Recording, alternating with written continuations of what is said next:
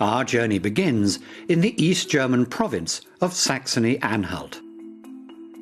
We follow the river Elbe through Wittenberg, the birthplace of the Protestant Reformation. From an Enlightenment-era pleasure garden at Wörlitz, we discover castles dotted across the countryside from Freiburg to Saarlek. Then it's away from the Elbe and into the state of Thuringia.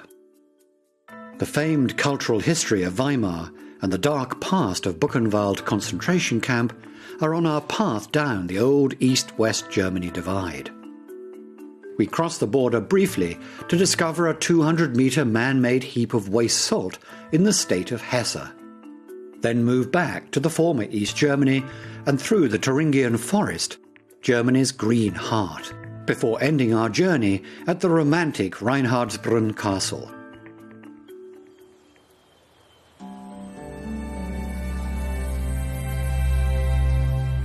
The Elbe River has featured prominently in the history of Germany. It's been central to trade and fishing, as well as serving as a natural frontier. The river forever frustrated the Romans, their massive, organized armies always driven back to the Rhine by Germanic tribes. And during the Allied occupation of Germany, the Elbe served as a natural border between the East and West.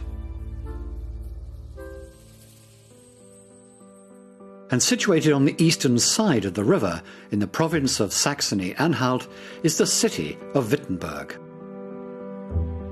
It was established as a trading centre in the late 12th century, but over the years became renowned as a hub of education and culture. It was here that 16th century monk Martin Luther wrote his 95 Theses, the single act that sparked the Protestant Reformation. And looming over the market square are the twin towers of Stadtkirche, a 12th century church that found itself at the heart of a great religious controversy. Because it was on this site that Martin Luther, back from exile, preached from the New Testament in German instead of Latin. And this is the Schlosskirche, or Castle Church. It was onto the door of this church that Luther nailed his 95 Theses.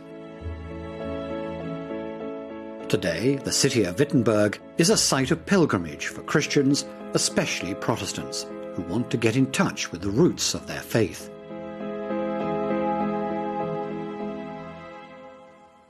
And as we continue down the river Elbe, we come to Wörlitz Park. Situated by the small town of the same name. It's the largest of the English parks in Germany.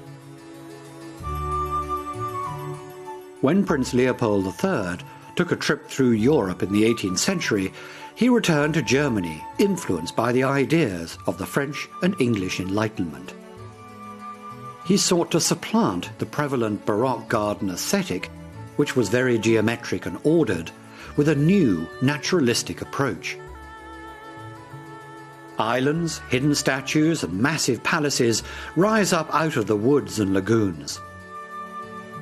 These man-made structures and works of art were designed to blend seamlessly with nature. The park even boasts the first man-made volcano, as Leopold was deeply inspired by Mount Vesuvius during his travels through Italy.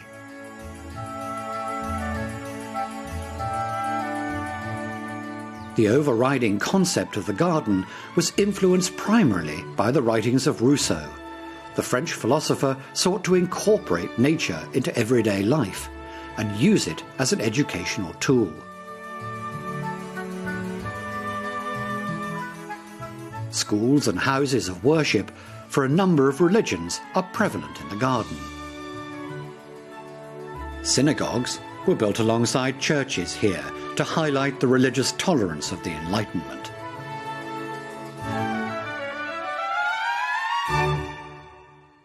And in the centre of a small town near Wörlitz is the Oranienbaum Palace. Architects and engineers were brought in from the Low Countries to create this Baroque-style building and landscape.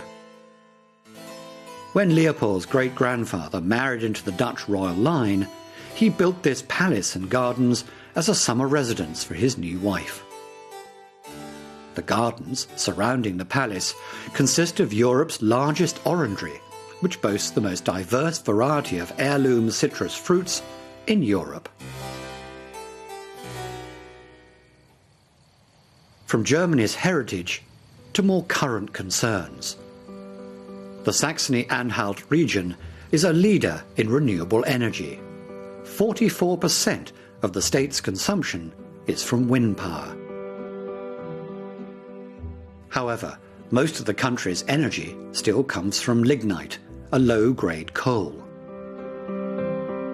This derelict power plant in Buldenstein, situated above the Elbe, was built during World War I to supply electricity to the East German rail system in the area. After World War II, the station was commandeered by a Soviet aircraft engine company. Much of the equipment for the power plant was taken back to Russia in the 1950s.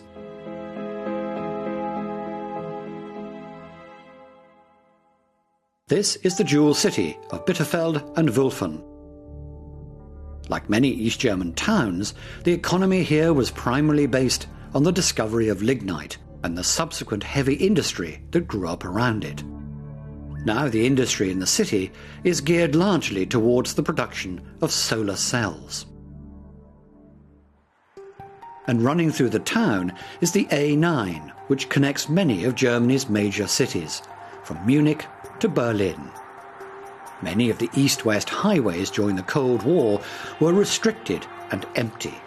After unification, however, roads like this expanded to become major paths of transit. Like most highways in Germany, there is no speed limit. Now we move westward over vast tracts of farmland into the neighbouring state of Thuringia. The expanse of open fields is interrupted by this massive complex, the Rasnitz Youth Prison. A prime example of the German government's belief in rehabilitation, the prison offers its inmates a second chance. Schools and libraries promote professional study, while greenhouses, workshops and sports halls offer more hands-on experience. Germany's economic boom came from the discovery of lignite during the Industrial Revolution, and the resource has been a major driver ever since. Energy produced this way is a point of serious environmental contention in Germany. This power station in Schkopau pumps out 5 billion kilograms of carbon dioxide a year.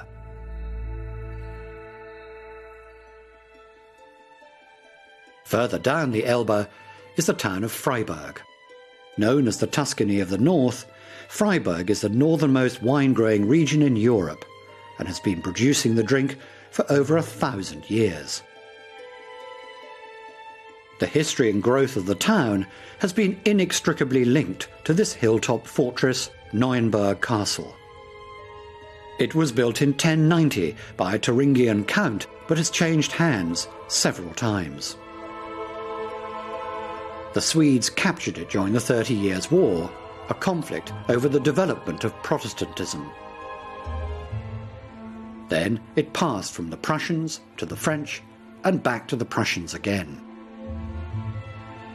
Now it is primarily known as a pilgrimage site for sports enthusiasts, as it is where Friedrich Ludwig Jahn, the father of modern gymnastics, is buried.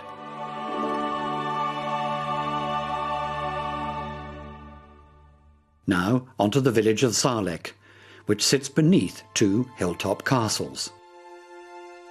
Built on a limestone ridge to the west, these two towers used to be the core of a much larger defensive area. And on the cliff face to the east sits Rudelsburg Castle, built in the 12th century to protect trade routes. Throughout its turbulent history, the fortress witnessed many battles and sieges. But after extensive reconstruction in the 1990s, Rudelsburg Castle is now a popular tourist destination and the meeting place for Germany's oldest student fraternity. Windmills served as the country's pre-industrial powerhouses for over 600 years. Many have been beautifully restored, like this rotating cap windmill just outside our next stop, the city of Apolda, historically a textile manufacturing centre. Almost the entire city is composed of these Plattenbau, or public housing blocks. Serious housing shortages followed the devastation of World War II.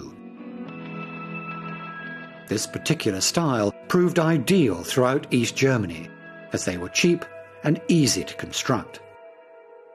In contrast is Thuringia's farmland, which actually makes up almost half the state. A whole range of crops flourish in these fertile soils, adding to the region's culinary reputation. Nearby is the medieval castle of Dennstedt. Like many of these noble residences, it was devastated during the 30 Years' War in the 17th century. 400 years later, it was commandeered by the Red Army as a base.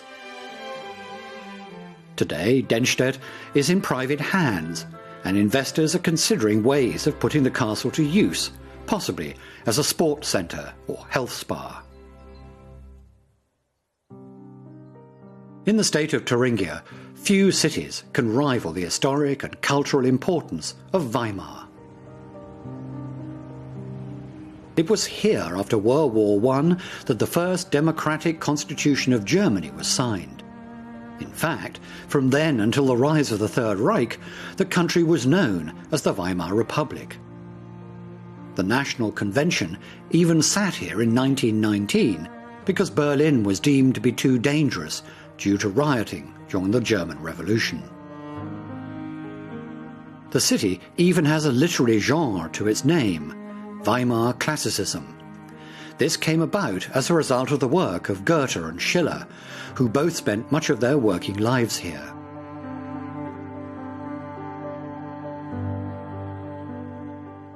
This is the city palace of Weimar. Originally built in the 10th century and modified ever since, it was home to barons for over 300 years. In 1923, it was converted into a museum, which continued through Nazi and communist rule right up to the present day. And at the cultural heart of Weimar is the National Theatre. Established back in 1492, the GDR used it constantly to stage plays, as this was considered a very useful propaganda tool during the communist regime. And the city remains a cultural hub even today. The recently built Congress Centre functions as a New Age counterpart to the National Theatre. It served as a venue for large-scale acts during the 1970s, even hosting a number of Western artists from beyond the Iron Curtain. It was drastically renovated in 1999, in the same year Weimar was declared Europe's cultural city. But Weimar's history isn't all cheery. Just 8 kilometers away is Buchenwald, the first and largest Nazi concentration camp to be built on German soil. Today it serves as a museum and memorial to commemorate the deaths of 56,000 prisoners between 1938 and 1945.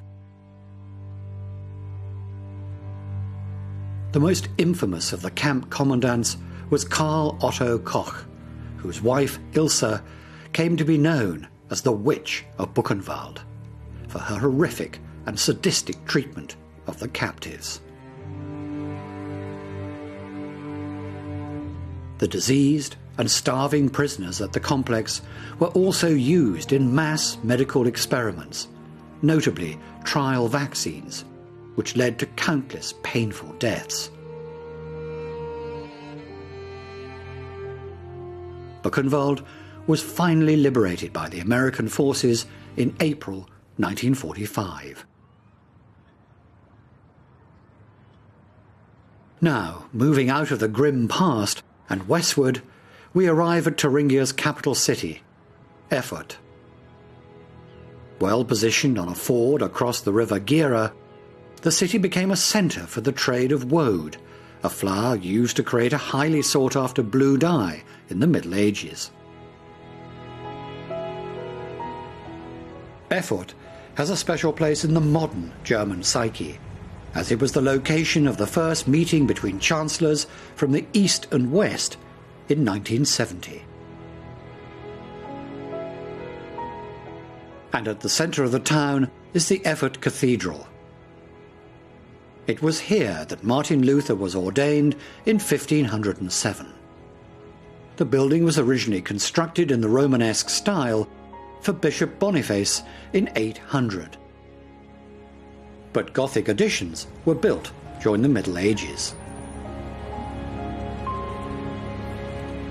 Perhaps the most unique feature of Erfurt is Kramerbrücke, translated as the Grocer's Bridge. This structure has a much layered history, quite literally. After a wooden footbridge burnt down 7 times in the 13th century, a stone one was commissioned. Once this fireproof crossing was in place, houses and shops started to build up along the edges. Now the whole structure is municipal property except for 4 privately owned sections, lost somewhere amongst the clutter. Away from the city, we pass woodland that makes up 1/3 of Thuringia. The region is reputed for its hunting as well as game sausages made from the wild animals found here. And marking the landscape is what's left of the old border which once separated East and West Germany.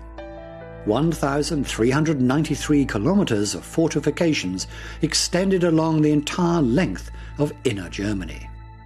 Today it's protected as a European green zone, a space for everyone to enjoy. One of the earliest fortified towns in Thuringia is Mühlhausen. It was a major power through the 13th and 15th centuries. But perhaps it is best known for being the chief seat of the Anabaptist movement during the Reformation. The movement rejects the notion of baptism at birth and believes only adults who are old enough to express their faith can be baptized. Thomas Müntzer, one of the leaders of the movement, preached in the Church of St. Mary in 1525. He was later captured and executed in the city. Nevertheless, Anabaptism took hold and is one of the biggest Christian denominations in Germany today. Beech, ash and maple run through Hainich National Park. It is the longest stretch of deciduous woodland in all of Germany. The park is considered a perfect blend of culture and nature and is famous for its sustainable tourism. Now we cross the border of the park into Eisenach. The town began as 3 separate villages which grew into each other over time. Today it is spread out below the watchful eye of Wartburg Castle. Its greatest claim is that Martin Luther translated the New Testament from Latin to German whilst residing here. He worked under the pseudonym of Junker Jorge to avoid detection. Later on, the castle became a place of nationalistic and religious pilgrimage and a symbol of the unification of Germany. Now it's a location for student gatherings and other festive events. Before the reunification of East and West Germany, there were plenty of brutal ways to deter illegal border crossings. Ditches, booby traps, minefields and watchtowers were strategically placed along the divide. This particular tower, the BT-9 model, still stands as a reminder of the Cold War. Prevalent throughout the 1970s, it had firing ports in all 4 walls. But as the fence began to deteriorate in places, savage guard dogs were deployed to defend these open areas. It was estimated that at the height of the GDR, there were about 5,000 dogs defending such gaps. But these days, to cross from east to west, it's as easy as jumping on the highway. Spanning the Vera River is the E40 motorway bridge. Planned and designed in 1940, the project didn't have the necessary funding until 1983. It was a significant undertaking in that it was one of the first joint ventures between East and West Germany, costing approximately $75 million at the time. 732 meters long, it was constructed using tensile steel cables to squeeze the concrete together.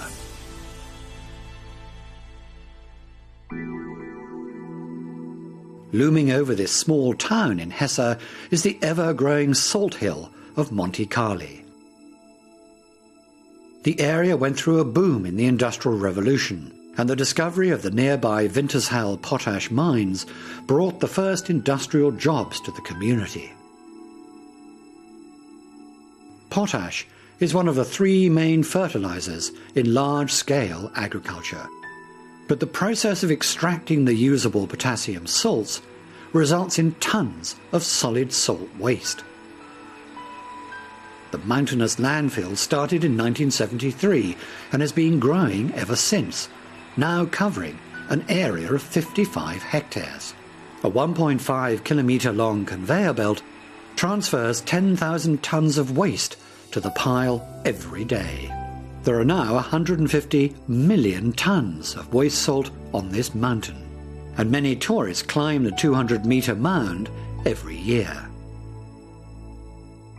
The mine is run by Carli and Salz Salt Works. This facility is the company's largest and one of the most profitable in all of Germany. Although this site sustains about 6,000 jobs, the Vera River, which runs alongside, is now the most polluted in Central Europe.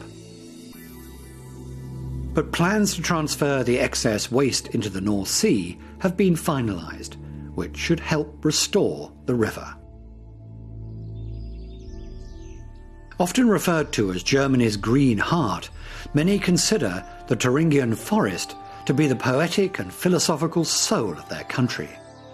At roughly 5,000 square kilometres and dotted with sleepy villages throughout the dense forest, this area has been the inspiration for the likes of Bach, Martin Luther and Goethe. When asked why he chose this location, Goethe replied, "Where else in the world does one find such beauty in such a small place?" And an ideal way to take in the magnificent views over the treetops is to climb the 111 steps of Karl Alexander Tower, which overlooks the small town of Rula. And finally, tucked away in a romantic corner of the Thuringian forest, is Reinhardsbrunn Castle. In its 900 years, it's passed through various hands and undergone many changes.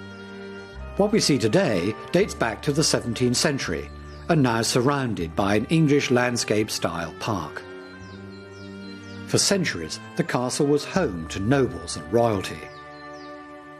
It's here Queen Victoria of Britain, on one of her trips through Germany, famously met her future husband, Prince Albert. Reinhardsbrunn serves as a lasting symbol of the German love of architecture and the beauty of nature. A perfect place to end this journey.